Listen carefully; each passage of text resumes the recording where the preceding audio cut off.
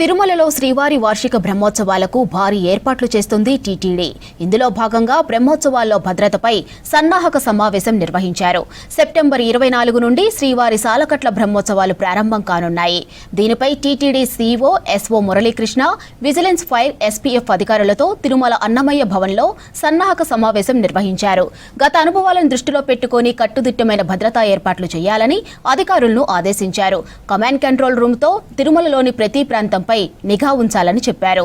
టెక్నాలజీని వినియోగించి భద్రతా ఏర్పాట్లు చేయాలని సూచించారు.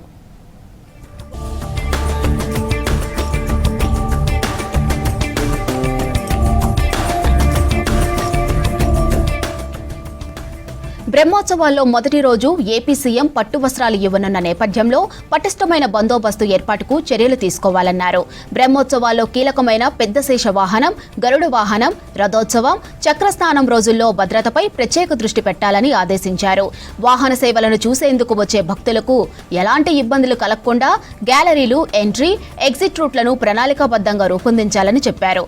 ఇక బ్రహ్మోత్సవ రోజుల్లో వాహన రద్దీకి అనుగుణంగా ట్రాఫిక్ సమస్య తలెత్తకుండా ప్రత్యేక పార్కింగ్ ఏర్పాటు చేయాలని సంబంధిత విజిలెన్స్, సెక్యూరిటీ అధికారులను ఆదేశించారు టీటీడీ సీఈఓ ఎస్పీ మురళీకృష్ణ. సమావేశానికి టీటీడీ వీజీఓ రామ్ కుమార్, సురేంద్ర అధికారులు పాల్గొన్నారు.